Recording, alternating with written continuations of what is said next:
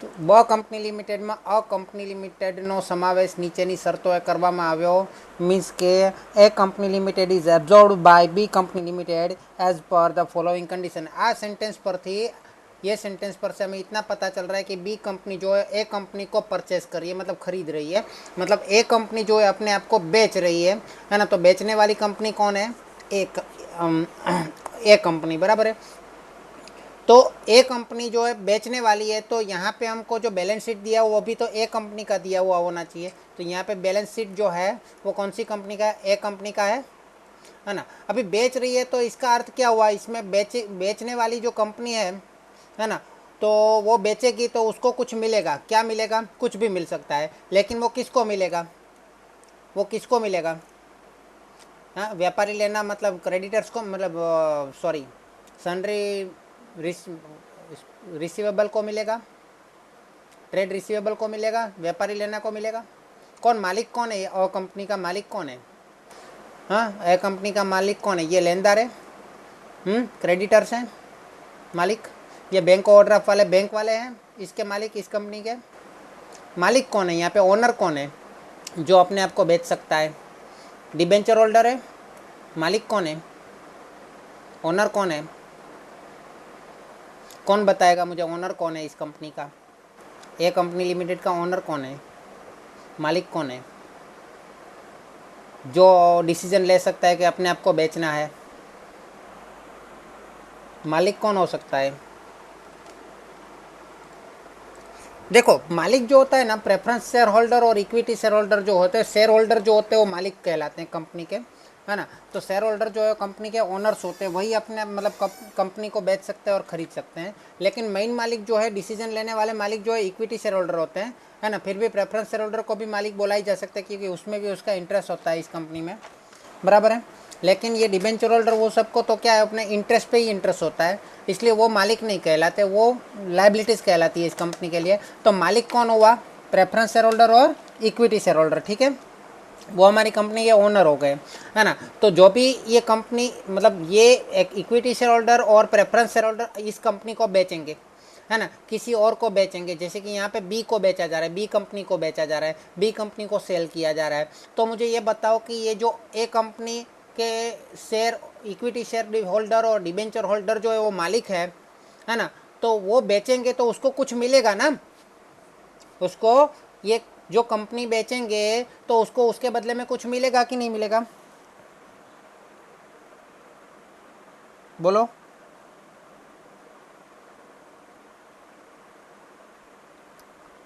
क्या मिल सकता है उसको? क्या मिल सकता है? पैसा मिलेगा ना. तो ये कंपनी बेचेगी, बेची जाएगी, तो सामने वाली कंपनी बी कंपनी के लिए वो क्या हो जाएगा? खरीद कीमत हो जाएगा. क्या हो जाएगा? बोलिए क्या हो जाएगा? खरीद कीमत, है ना. खरीद कीमत, या फिर इंग्लिश में बोले तो परचेज वैल्यू. क्या हो जाएगा? परचेज कंसिडरेशन, है ना, या खरीद कीमत.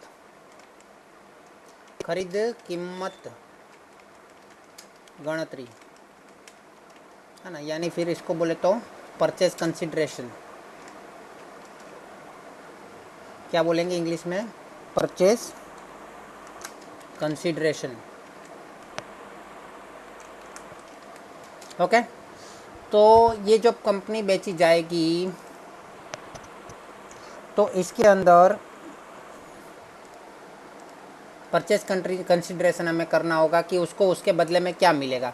तो क्या क्या मिल सकता है उसको लिए हमें नीचे उसको एडजस्टमेंट को पढ़ना पड़ेगा. क्या लिखा है?